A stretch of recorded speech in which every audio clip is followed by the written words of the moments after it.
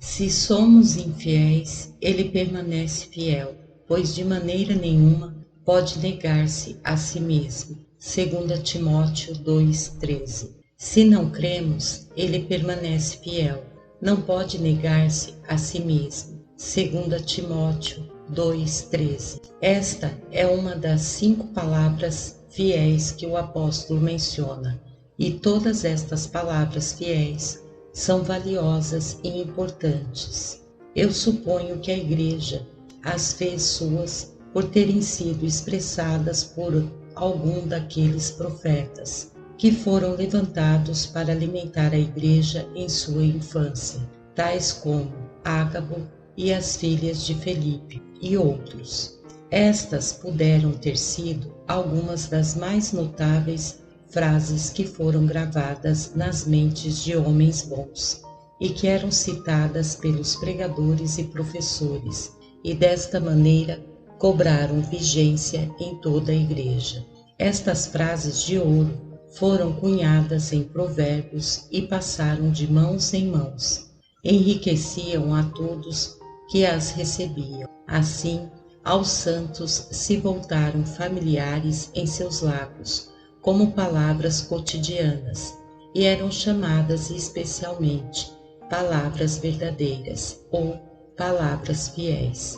Sem dúvida, o apóstolo Paulo deu sua aprovação a muitos destes santos provérbios, porque a 5 desses revestiu com inspiração e as transmitiu para que tomemos a devida anotação. Talvez seja interessante identificá-los conforme sua ordem em que aparece. O primeiro e provavelmente o melhor se encontra em 1 Timóteo 1,15. Fiel é a palavra e digna de toda aceitação, que Cristo Jesus veio ao mundo para salvar os pecadores, dos quais eu sou o principal. Posso supor que cristãos de mente simples transmitiam constantemente as boas novas ao mundo exterior desta forma breve e compacta. Jesus Cristo veio ao mundo para salvar os pecadores, assim que era o comum de todos saberem. Esse era um provérbio entre os cristãos. Era a maneira daqueles que não podiam pregar um sermão e que talvez com muita dificuldade pudessem compor uma frase para eles mesmos.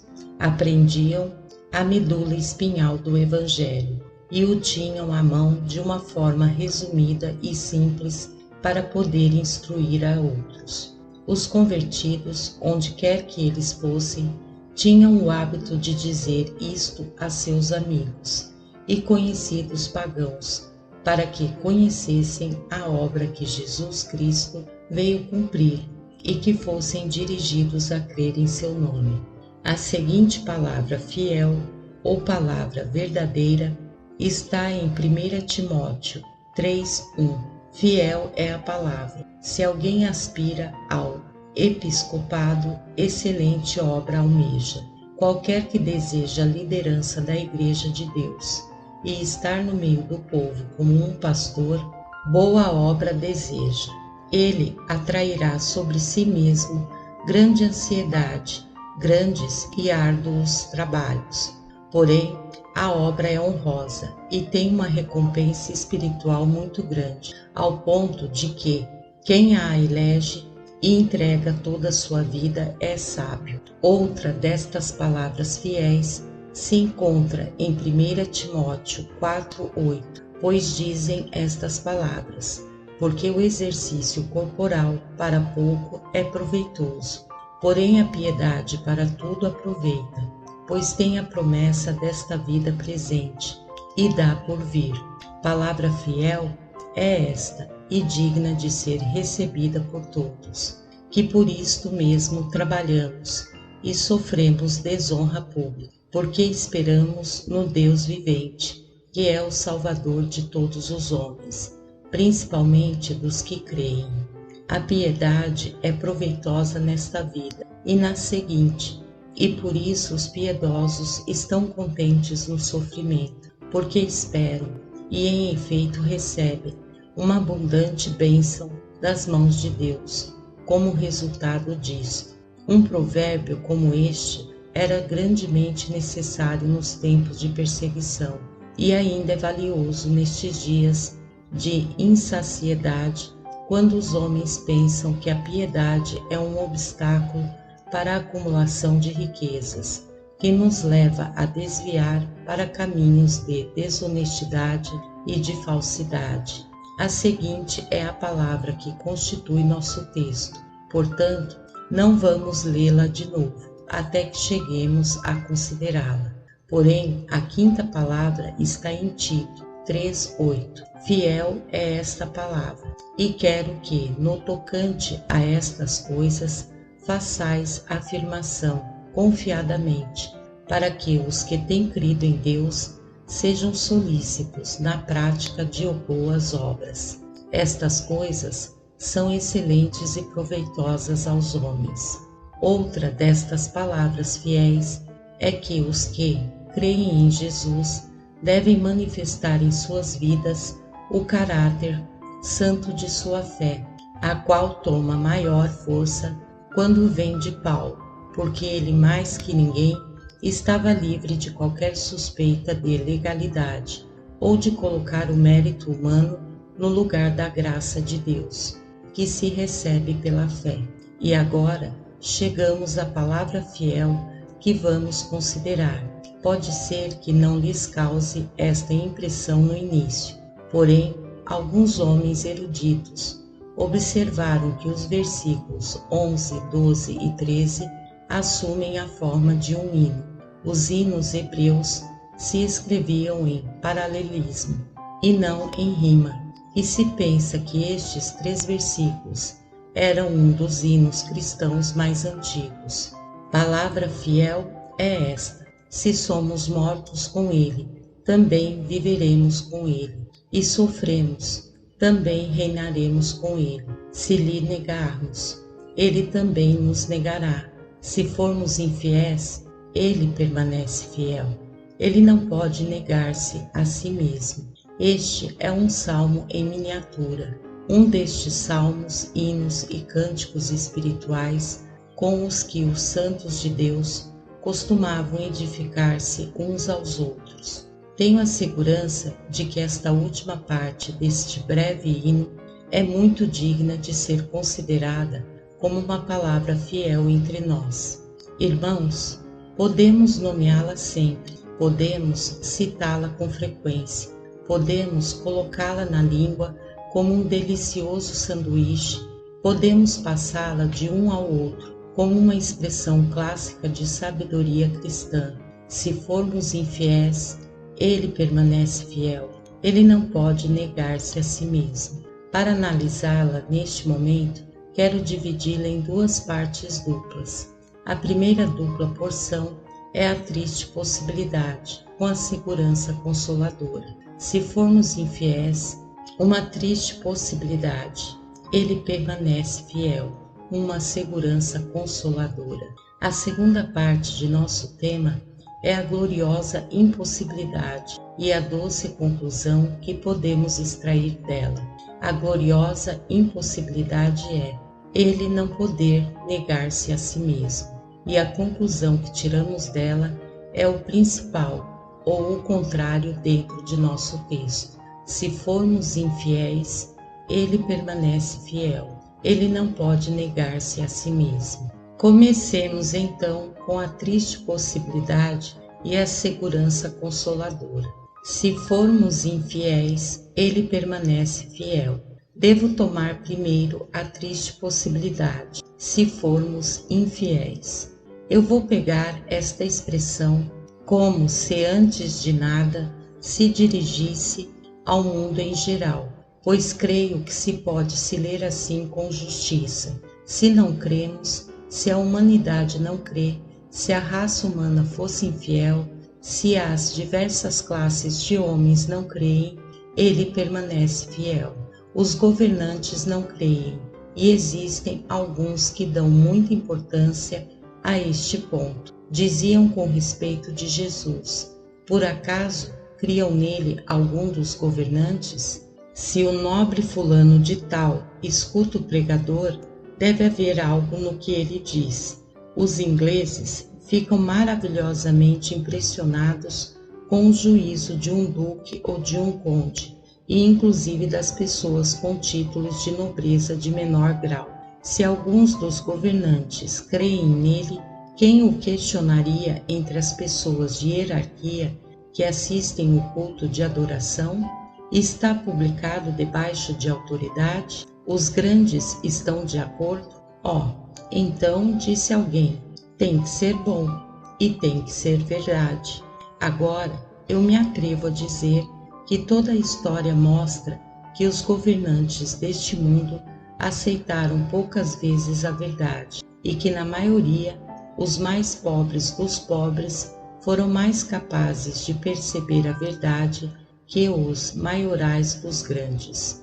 Não haveria existido nenhum cristianismo no mundo, no presente, se não tivesse encontrado um refúgio em oficinas e casas humildes. Floresceu entre os pobres desprezados, quando foram desdenhados pelos grandes da terra. Bem, amigos, se não cremos, isto é, se nossos homens maiores, se nossos senadores e juízes, príncipes e pessoas de grande poder não creem, isso não afeta a verdade de Deus no mais mínimo grau que conheça. Ele permanece fiel. No entanto, muitos consideram que é mais importante saber de que lado estão alistados os líderes do pensamento, e existem certos indivíduos que não são eleitos a este posto específico por voto popular e que sem dúvida decidem por si mesmos serem ditadores na República da Opinião.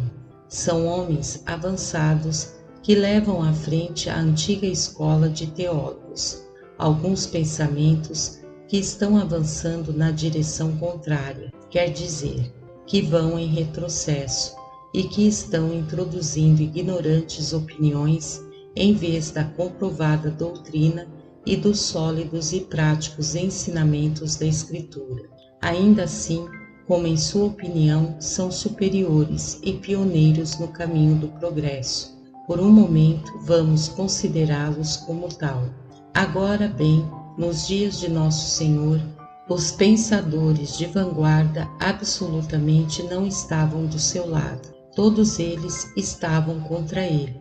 E depois que o jogo aconteceu, o mais grave perigo da Igreja de Deus surgiu do pensamento de vanguarda do período. Os gnósticos e outros pensadores gregos passaram à frente e jogaram seu lodo filosófico na pura corrente do Evangelho, ao ponto a não existir nenhuma simples declaração que não tivesse sido convertida em mística, confusa e nublada, de maneira que somente os iniciados tinham a possibilidade de entendê-la. O Evangelho de Jesus Cristo pretendia ser a verdade mais simples que jamais tivesse resplandecido sobre os filhos dos homens. Pretendia ser legível debaixo de sua própria luz para os jovens, os incultos e para o povo simples.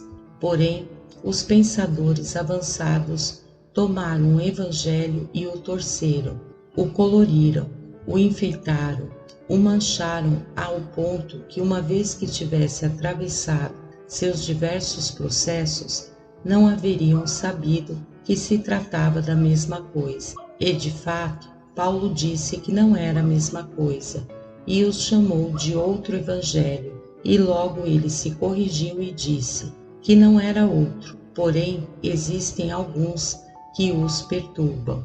No entanto, não devemos nos preocupar com estes sábios, pois, se não creem e ainda escurecem o evangelho, Deus permanece fiel. Se pelos terrenos cheios de árvores onde Sócrates e Platão reuniam a seus discípulos que chegavam atraídos por sua filosofia, se por lá, repito, não se encontrasse nenhum filósofo que cresce em Deus, seria pior para os filósofos, pois isto não afeta nem ao Evangelho, nem a nossa fé nele. Se não creem, ele permanece fiel.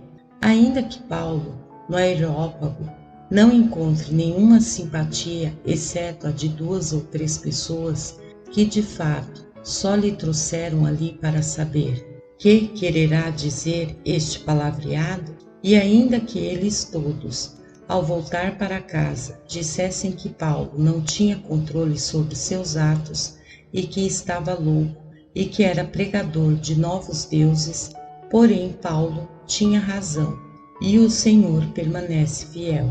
Sim, e me arrisco a desenvolver esse pensamento um pouco mais. Se os governantes não creem, e se as mentes filosóficas não creem, e se somado a isto, a assim chamada opinião pública o rejeita, apesar de tudo, o Evangelho segue sendo a mesma verdade eterna. A opinião pública não é a prova nem o que mede a verdade, pois ela muda continuamente e seguirá mudando. A soma total de pensamentos de homens falíveis é menor que nada quando se compara com a mente de Deus, que é uma e infalível, revelada a nós por meio do Espírito Santo, nas palavras de verdade das Escrituras. Porém, alguns têm a opinião de que o Evangelho não pode ser o correto, porque, vejam, todos dizem que não está atualizado e que está errado. Esta é mais uma razão para estar mais seguros de que está no correto, pois o mundo inteiro está debaixo do maligno e seu juízo está debaixo de sua influência. O que são as multidões, se elas estão debaixo da influência do pai das mentiras? A maioria do mundo é uma minoria de quando esse homem está do lado de Deus. Contem cabeças, querem? Contem elas por milhões, se vocês querem. Porém, eu prefiro pesar do que contar. E se digo a verdade de Deus, tenho mais peso do meu lado do que se pode encontrar em 1 milhão de seres que não creem. Eu desejaria que todos compartilhássemos o espírito de Atanásio, quando disse em defesa da deidade de seu grande mestre: se o mundo vai contra a verdade, então Atanásio vai contra o mundo. Vocês precisam aprender a estar sozinhos. Quando sabem que possuem a verdade revelada, vocês não podem comparar todos os juízos dos homens com o eterno e infalível juízo do Deus Todo-Poderoso. Não, ainda que não creiamos, isto é, a maioria de nós e de nossas nações, ele permanece fiel. Ele não pode negar-se a si mesmo. Queria lhes pedir aqui sua atenção a uma consideração. Vocês não ouviram dizer com frequência que os ministros deveriam saber o que ocorre nos tempos? Que a teologia deveria ser sempre harmoniosa e variada, de maneira que se adapte ao pensamento avançado do maravilhoso período em que vivemos? E como este é um tempo em que a infidelidade aparece e estar flutuando no ar, nos dizem que temos que simpatizar de forma sincera e cordial com ela, pois é uma forma de lutar pela luz que nós devíamos estimular. Agora, esta é outra maneira de falar muito diferente da que ouço o apóstolo Paulo falar. Ele não simpatiza em nada com isto. Coloca o seu pé em cima. Seja Deus verdadeiro e todo homem mentiroso. Este é o estilo que ele fala. Enquanto, ao penetrar no interior dos estudos das filosofias, com o objetivo de colocar o Evangelho no tom justo delas, diz: me propus em não saber entre vocês nada, senão a Jesus Cristo e a este crucificado. Quando Paulo descobre que esse estilo de doutrina não agrada ao judeu, o que é para ele um tropeço, e que não agrada ao grego, que faz ele zombar e chamam de loucura, talvez por isto o apóstolo Paulo disse: vem aqui, querido amigo judeu, tem uma maneira de expressar isto que lhe mostrará que não quero dizer o que você pensou que eu disse. eu usei a palavra cruz em um certo sentido, que não é de maneira nenhuma objetável ao judaísmo. Por acaso, sussurra com cortesia, vem aqui, meu culto amigo grego, eu te mostrarei que seus amigos filósofos e eu queremos dizer o mesmo? De maneira nenhuma. Antes, permanece firme e irremovível quanto a Cristo crucificado e a salvação por seu sangue, como pela graça de Deus. Eu confio que estamos resolvidos a fazer o mesmo, ainda que não creiamos, isto é, que ainda que o mundo inteiro não creia, o Evangelho de Deus não deve ser alterado para que se adapte aos caprichos e às fantasias do homem. Senão, ainda tem que ser proclamado em toda a sua angulosidade e singularidade, em toda a sua autoridade divina, sem eliminar nada, sem cortes, forjado como um todo, pois ele permanece fiel, ele não pode negar-se a si mesmo. Agora que já falei do texto em referência ao mundo em geral, talvez seja um assunto mais triste olhar em referência à igreja visível em particular. O apóstolo diz, se nós não cremos, e seguramente quis dizer a igreja visível de Deus, por acaso a igreja de Deus cai alguma vez em um estado tal que se pode dizer dela, não crê? Sim, a igreja visível se desviou terrivelmente muitas vezes. Um exemplo disso, voltem ao deserto. Os filhos de Israel foram tirados do Egito com uma mão levantada e um braço estendido, e foram alimentados no deserto com alimentos de anjos, e se lhe deram de beber da água da rocha. Porém, eles duvidavam continuamente do seu Deus. Agora creem em sua palavra, enquanto as rochas fluem com rios. Logo, com o pecado, entristecem ao Senhor, e os juízos os abatem. Porém, o que passou, Deus abandonou o seu propósito de dar à semente de Abraão a terra que fluía leite e mel? Quebrou ele o pacto e se cansou dele? Não, pois a semente de Abraão herdou a terra, e cada um se sentou ali debaixo de sua videira e debaixo de sua figueira. Ainda que o povo visível de Deus o rejeitou com suma frequência, de maneira que por sua incredulidade morreram no deserto, contudo ele permaneceu fiel. Ele não negou a si mesmo e não podia fazê-lo. Bem, agora acontece algumas vezes de acordo com este exemplo, que a igreja visível de Deus se apostata da verdade de Deus. As doutrinas de graça, as verdades do Evangelho são escurecidas, colocadas em lugares escuros, dificilmente pregadas com palavras chamativas, ou são ocultadas detrás de cerimônias, ritos e de todo tipo de coisas. E o que acontece? As verdades fundamentais são eliminadas? Se inverte a verdade eterna? Deus retirou sua promessa? Oh não, ele permanece fiel. Ele não pode negar-se a si mesmo. Aí a igreja de Deus parece perder algumas vezes sua fé na oração. Suas reuniões de oração se tornam escassas. Raras são as vezes que elevam sua oração pela conversão dos pecadores. Poucos se reúnem para suplicar ao Senhor e assediar ao propiciatório. Que, pois, Deus muda? Ele abandona a sua causa? Oh não, ele permanece fiel. Ele não pode negar-se a si mesmo. Em tais momentos, a igreja quase perde sua fé no Espírito Santo e considera a pregação, talvez, como um mal necessário que se deve tolerar, mas não como o veículo pelo qual o Espírito Santo salva os homens. Tem pouca confiança na palavra de Deus que diz que agradou a Deus salvar os crentes pela loucura da pregação. Não esperam que o reino de Cristo tenha predomínio, mas dizem que desde que os pais dormiram, quantas largas idades passaram, e que lento foi o progresso do cristianismo. é uma causa perdida. Fiquemos satisfeitos em deixar em paz ao mundo pagão. Em tais momentos, perdem o ânimo e toda a fé em Deus. Não vimos cair em um estado como este a grandes segmentos da Igreja visível de Deus, a ponto de que estivemos dispostos a perguntar a nosso professor: quando vier o Filho do Homem, achará fé na terra?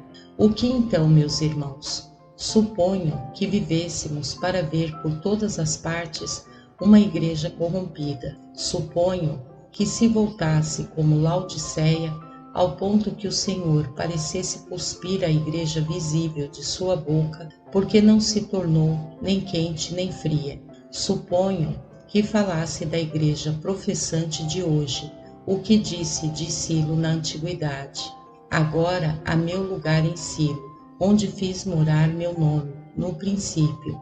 E vejam se ficou ali pedra sobre pedra, que não tenha sido derrubada.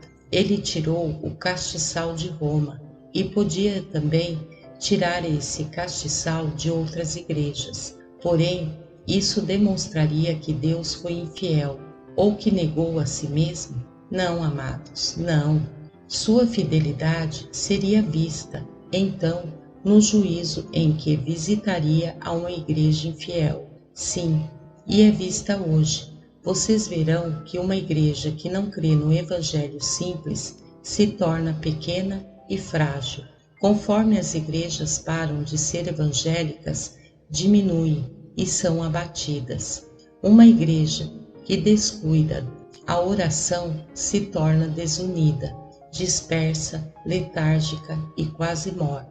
Uma igreja que não tem fé no Espírito Santo pode continuar cumprindo com suas ordenanças, porém o faz com uma estéril formalidade e sem o poder do alto, tudo o que demonstra a fidelidade daquele que disse: se andarem comigo em oposição, eu agirei contra vocês. Se elas se privam de sua força, não é senão fidelidade da parte de Deus, que se tornem frágeis. Se vocês leem a história da Igreja desde os dias de Cristo até agora, ainda servirá para demonstrar que Ele trata com sua Igreja de tal maneira como para fazê-la ver que Ele é fiel, prescindindo o que ela seja. Ele lhe ajudará quando se voltar a Ele, a abençoará quando confiar nele, a coroará quando lhe exaltar, porém a abaterá e disciplinará quando ela se apartar da simplicidade de sua fé. Em qualquer medida, ele demonstra sim e segue sendo fiel. Uma vez mais, meus irmãos, vou ler o versículo em um círculo um pouco mais estreito. E não cremos, quer dizer, se os mais selecionados professores, os pregadores e os escritores não creem, ele permanece fiel. Uma das provas mais duras para os jovens cristãos é a queda de um destacado mestre. Conheci alguns que estiveram quase no ponto de renunciar à sua fé, quando alguém que parecia muito sincero e fiel apostatou de repente. Recordamos que tais coisas ocorreram para nossa intensa dor. Portanto, quero expressá-lo claramente. Se chegasse a acontecer que qualquer a quem você reverencia, porque foi de bênção para sua alma, a quem você ama, porque recebeu dele a palavra de vida, se esta pessoa sobre quem talvez você tenha apoiado demais, resultar no futuro não ser fiel e não crer, não siga sua incredulidade, pois se formos infiéis, ele permanece fiel. Ele não pode negar-se a si mesmo. Pedro nega seu mestre. Não siga a Pedro quando estiver fazendo isso, porque terá que voltar chorando e lhe ouvirá pregando a seu mestre de novo. Pior ainda, Judas vendeu a seu mestre. Não sigas a Judas, pois Judas morrerá de uma morte terrível, e sua destruição será uma advertência a outros, para que se agarrem com toda a força à fé. Vocês poderiam ver que o homem que esteve como um cedro do Líbano cai por um golpe do diabo. Porém, nem por isto pensam que as árvores do Senhor, que estão cheias de seiva, caíram também. Ele guardará os seus, pois conhece aos que são seus. Não prendam sua fé com alfinete, a manga de nenhum homem. Sua confiança não deve apoiar-se em nenhum braço de carne, nem devem dizer, eu creio, graças ao testemunho de tal e tal, e retenho a forma das sãs palavras, porque meu ministro a reteve, pois todos estes apoios podem desaparecer e podem falhar brevemente. Permitam-me expressar isto muito claramente. Se nós não cremos, ou se aqueles que parecem ser os mais distintos mestres da época, se aqueles que parecem ser os mais exitosos evangelistas do período, se aqueles que ocupam um alto lugar na estima do povo de Deus, em uma má hora, abandonaram as verdades eternas e começaram a pregar-lhes algum outro evangelho que não seja o evangelho de Cristo. Eu lhes suplico que não nos sigam sem importar quem poderíamos ser, ou por grande que poderíamos ser. Não permitam que nenhum professor, por grande que possa ser, os dirija à dúvida, pois Deus permanece fiel. Apeguem-se à vontade e à mente reveladas por Deus, pois Ele não pode negar-se a si mesmo.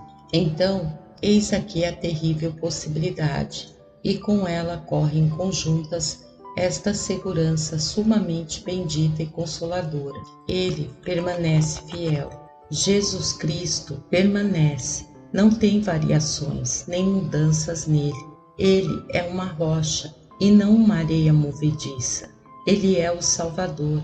Seja que os governantes ou os filósofos creiam nele ou rejeitem, seja que a igreja e seus ministros sejam fiéis a ele ou o abandonem, ele é o mesmo Salvador, Deus homem sentado no trono supremo. Porque se amotinam contra a autoridade constituída e os povos pensam coisas em vão, se levantarão os reis da terra e príncipes consultarão unidos contra Jeová e contra seu ungido. O que mora nos céus se rirá, o Senhor zombará deles. Porém diz ele, coloquei sobre Sião meu rei e meu santo monte. Eles não podem afetar o trono imperial de nosso imortal Senhor. Ele segue sendo o bendito e único, que tem todo o poder, e assim deve ser sem importar o que diga. E como Cristo segue sendo o mesmo Salvador, nós temos o mesmo Evangelho. Nos dizem que eles o melhoraram. Bem, eu me sinto tão satisfeito com o Evangelho, tal como recebi de Paulo e dos inspirados apóstolos, que eu preferiria não ter este Evangelho melhorado, se me permitem conservar o velho original. Porém, assim acontece que, como bebes, contentes com novos brinquedos, proclamam seu pensamento moderno e sua cultura e suas avançadas ideias, aquele que degustou alguma vez do velho vinho não deseja o novo, porque diz, o velho é melhor. Nosso Salvador e seu Evangelho seguem sendo os mesmos. O Evangelho de Paulo, o Evangelho de Agostinho, o Evangelho de Calvino, o Evangelho de Whitefield, o Evangelho de qualquer sucessão de homens fiéis que vocês quisessem mencionar, nos basta. Ele permanece fiel. E assim como o Evangelho é o mesmo, assim Cristo permanece fiel a seus compromissos com seu Pai. Ele prometeu guardar aqueles que o Pai lhe deu, e os guardará até o fim. E quando as ovelhas passarem debaixo das mãos daquele que as conta, dirá, dos que me deste, não perdi nenhum. Ele permanece fiel. Ele diz aos pecadores em todo o mundo que se vêm até ele, não os lançará fora. E ele é fiel a isto. Ele promete clemente que todo aquele que invocar o nome do Senhor será salvo, e ele será fiel a isto. Ele também é fiel aos seus santos. Ele prometeu preservá-los para seu reino e glória eternos, e os preservará. Ele diz: Eu dou às minhas ovelhas vida eterna, e não morrerão jamais, nem ninguém as arrebatará de minha mão. Ele as guardou no seu amoroso abraço e as guardará até o fim. E tudo isto faz, ainda que toda a incredulidade no mundo se levantem contra ele. Ele cumprirá cada palavra que disse e fará efetiva cada promessa que fez, ainda que todos desconfiem e neguem. Sim e amém em Cristo Jesus são todas as promessas, a partir de agora e para sempre, e veremos que é assim. 2. E agora só nos resta pouco tempo para se dedicar à segunda parte de nosso texto, que é muito importante, e é uma gloriosa impossibilidade com uma doce conclusão que se pode extrair dela. Ele não pode negar-se a si mesmo. Existem 3 coisas que Deus não pode fazer. Ele não pode morrer, ele não pode mentir, ele não pode ser enganado.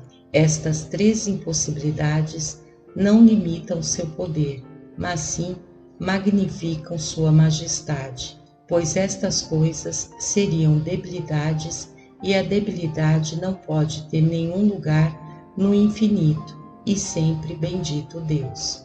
Aqui está uma das coisas impossíveis para Deus. Ele não pode negar-se a si mesmo. O que significa isto? Quer dizer, em primeiro lugar, que o Senhor Jesus Cristo não pode mudar com relação à sua natureza e caráter para nós, os filhos dos homens, pois se mudasse, poderia mudar somente de um estado a outro, de um melhor a um pior, ou de um pior a um melhor. Se mudasse de um melhor a um pior, isso resultaria negar-se a si mesmo, deixando de ser tão bom como é por natureza. E se mudasse de um pior a um melhor, isso seria negar-se a si mesmo, demonstrando que ele antes não era tão bom como poderia haver sido. Jesus Cristo não pode mudar em nenhum ponto, pois ele é Jesus Cristo, o mesmo ontem, hoje e pelos séculos. Se mudasse em qualquer ponto, nesse ponto negaria a si mesmo. Porém, ele não pode fazer isto, pois sendo Deus, não muda. Sua palavra não pode mudar. Quero que notem isso, porque sua palavra, ostensivamente, é ele mesmo. Seu nome é a palavra de Deus. Ele mesmo é o Logos, a palavra eterna, e esta palavra não pode mudar. A erva seca e a flor cai, mas a palavra do Senhor permanece para sempre. E esta é a palavra que pelo Evangelho foi anunciada a vocês, ó servo do Senhor. A mesma segurança que deram a Paulo e Pedro, você pode dá-la. Esta mesma palavra de misericórdia que aqueles primeiros mensageiros do céu saíram a declarar. Você pode declará-la, pois segue sendo a mesma. Ele não pode negar a sua palavra, porque esta palavra é ele mesmo.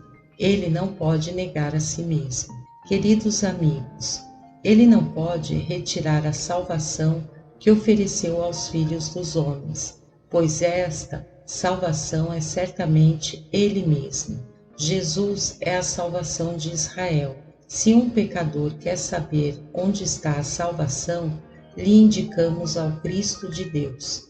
Não é somente um Salvador, senão ele mesmo é a salvação, e sua salvação não pode ser mudada, pois se mudasse, ele mesmo seria mudado ou negado, e ele não pode negar-se a si mesmo. Existe ainda o mesmo perdão para o primeiro dos pecadores, a mesma regeneração para os corações mais duros, a mesma resposta generosa para aqueles que se desviaram mais, a mesma adoção na família para os forasteiros e estrangeiros, sua salvação, tal como Pedro pregou no Pentecostes.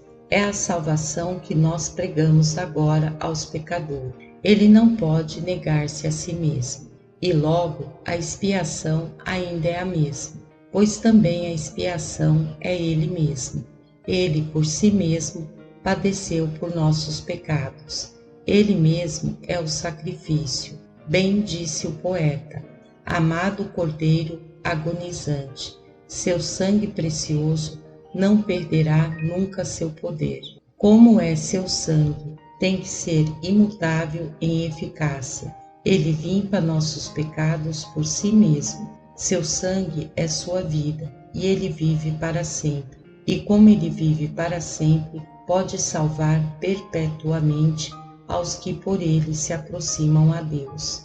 Bendito seja seu nome, porque o sacrifício expiatório não perdeu sua eficácia nem no mais mínimo grau. É tão poderoso como quando lavou ao ladrão moribundo da podridão do inferno para levá-lo à pureza do céu, o transportando de um suplício a um trono. Oh, quão bendito deve ser seu poder, já que lavou a um infeliz tão corrompido e o colocou com o próprio Mestre no paraíso naquele mesmo dia. A expiação não pode mudar, pois isto significaria que Jesus haveria negado a si mesmo. E o propiciatório, o lugar de oração, ainda permanece, pois se isto mudasse, ele havia negado a si mesmo. Pois o que era o assento da misericórdia ou o propiciatório, esta tampa de ouro sobre a arca do pacto, o que será senão o próprio Cristo, que é o nosso propiciatório, o verdadeiro assento da misericórdia? Vocês podem orar sempre, irmãos, pois se lhe negasse sua eficácia a oração, Deus haveria negado a si mesmo. Este é seu memorial, o Deus que ouve a oração. E se não ouvisse a oração, teria negado a si mesmo, e teria deixado de ser o que era. O Senhor Jeová nunca negará a si mesmo, como para voltar-se como Baal, um Deus surdo. Imaginar isto seria uma blasfêmia. E está aqui outro doce pensamento: o amor de Cristo por sua igreja e seu propósito para com ela não podem mudar, porque ele não pode negar-se a si mesmo, e sua igreja é ele mesmo. Não me refiro a esta igreja visível da qual acabo de falar, que é uma multidão variada, senão que me refiro a esta igreja invisível, a esse povo espiritual, a essa esposa de Cristo que ninguém vê, porque é preparada na escuridão e moldada curiosamente nas partes inferiores da terra. Seu próprio Senhor não haverá nunca em realidade, até que seja aperfeiçoada. Assim também Adão não viu a Eva, senão que dormiu até que o grande Deus formou a sua esposa e apresentou-a em toda sua beleza e incomparável, para que fosse sua irmã e sua esposa. Chega o dia quando o Senhor Jesus Cristo receberá assim a sua esposa aperfeiçoada, e enquanto tanto ele não pode mudar para com ela, mas sim seus noivados serão confirmados. Ela foi tomada de seu lado, quando permanecia em sono profundo da morte, e ela é formada para ser semelhante a ele, de maneira que quando em felicidade a contemple, sua alegria e a alegria dela serão completas. Não, ele nunca, nunca negará, pois não pode negar a si mesmo. Seu plano de amor será implementado e todos seus pensamentos de graça serão cumpridos. Nem tampouco falhará jamais nenhuma de suas funções para com sua igreja e seu povo. O profeta será profeta para sempre. Ele não pode negar-se a si mesmo. O sacerdote será um sacerdote para sempre, segundo a ordem de Melquisedeque, e nunca recusará oferecer nossas orações e louvores, e nem limpar nossas almas, pois ele não pode negar-se a si mesmo. O rei não terminará nunca de reinar, nem se tirará sua coroa, nem separará o bastão de mandato, pois não pode negar-se a si mesmo. O pastor guardará para sempre ao rebanho.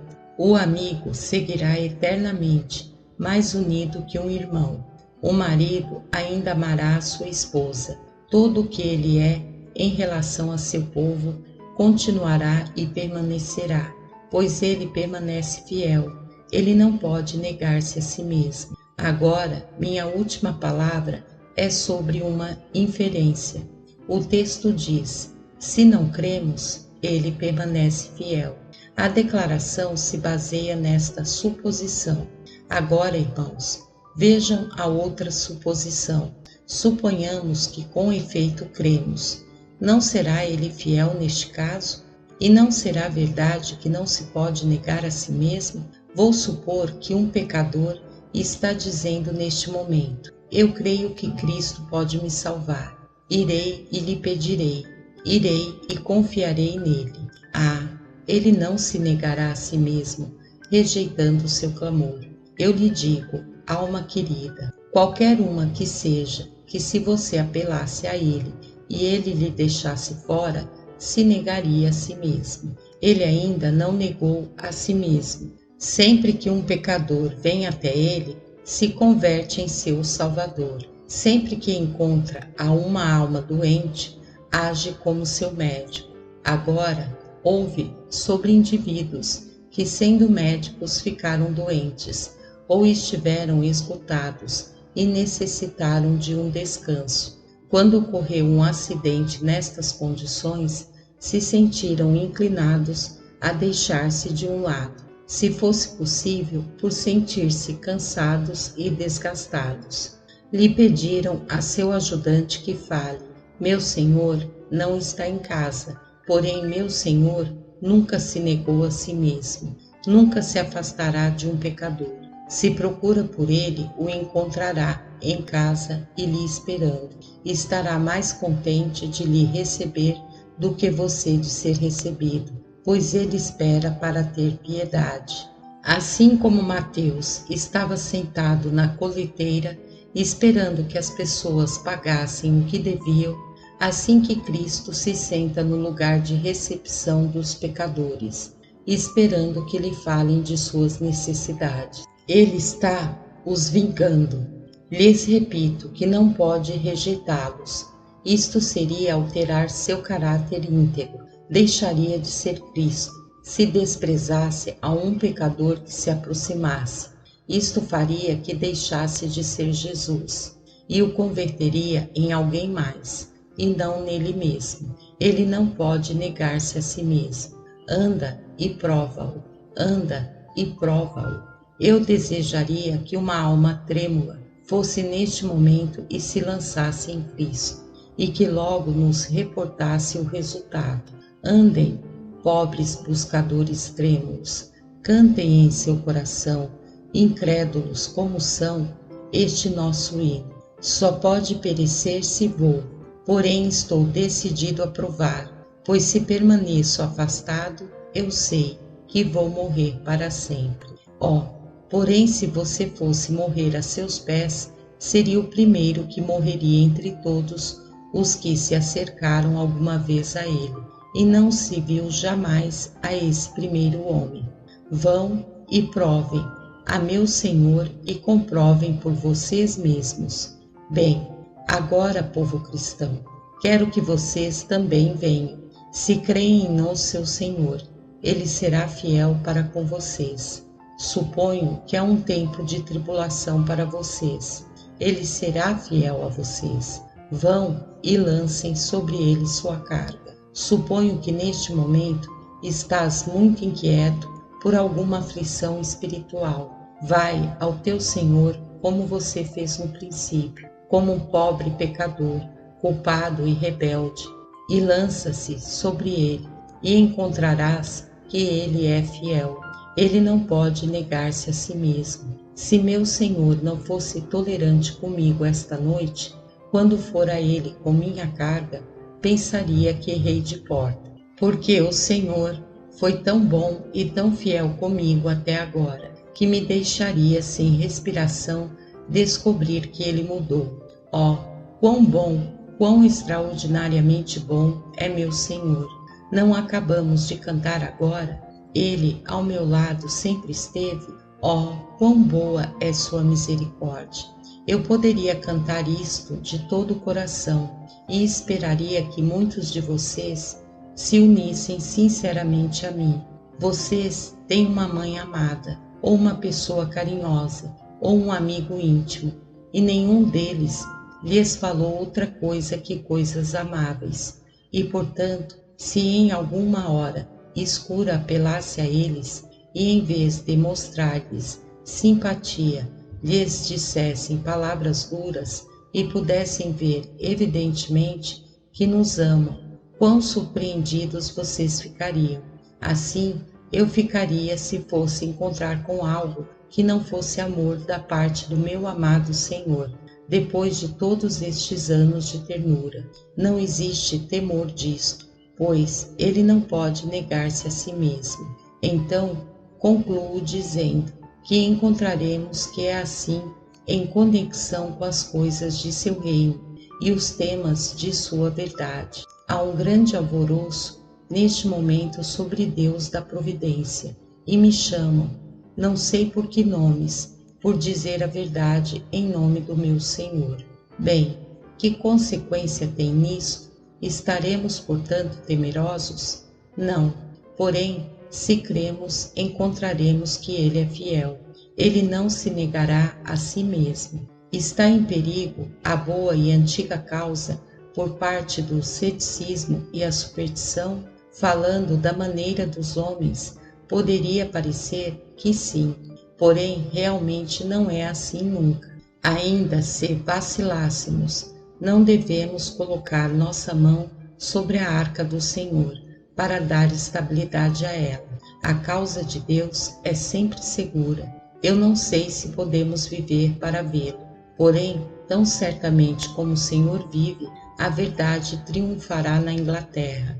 Podem nos dizer que o puritanismo está colocado contra a parede, porém, ainda pegará a coroa na calçada. A velha causa retrocede um pouco para tomar ar, porém dará tal salto nesta terra que surpreenderá completamente os adivinhos, porque o Senhor enlouquecerá aos adivinhos, e aqueles que contam as torres e dizem que Sião está totalmente caída, não saberão onde esconder suas cabeças. O diabo voou uma vez sobre a Europa e disse: é toda minha, aqui estão vendendo indulgências, e o Papa e eu somos senhores dela toda.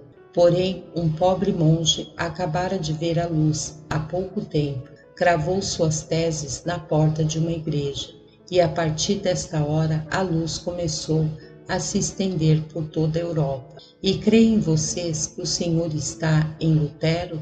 Imaginam que não lhe resta nenhuma espada ou lança no seu arsenal? Eu lhes falo que tem a seu alcance tantos instrumentos como tem estrelas no céu. Quando a influência do Evangelho parece retroceder, é como a maré quando está começando a baixar, consistentemente vai para trás. E se não soubéssemos que não é assim, começaríamos a pensar que as ondas de prata dariam lugar ao lodo e ao cascalho. Contudo, quando chega a hora, no minuto certo, as águas fazem uma pausa e permanecem um curto tempo em um ponto. Logo se levanta a primeira onda do fluxo, e logo outra, e outra, e outra, e mais outra, e se levantam, e avançam conquistando a costa até que o mar alcança sua plenitude novamente. Assim tem que ser, e assim será com o oceano de verdade. Temos que ter somente fé, e veremos ao Evangelho em plenitude de novo, e a velha Inglaterra coberta com ele. Duvidem do que queiram, irmãos, porém não duvidem da verdade divina, nem duvidem de Deus. Apeguem-se ao lado que está mais desacreditado e desonrado, e que recebe os piores comentários dos homens, pois Cristo e sua igreja frequentemente ocupam o lado sombrio do monte. Contentem-se com fazer frente à corrente com o valor apreendido de seu Redentor e Senhor, pois vem o dia quando ter estado com a verdade e com o Filho de Deus será a maior honra que uma criatura possa ostentar. Que seja nossa essa honra. Por Jesus Cristo, nosso Senhor. Amém.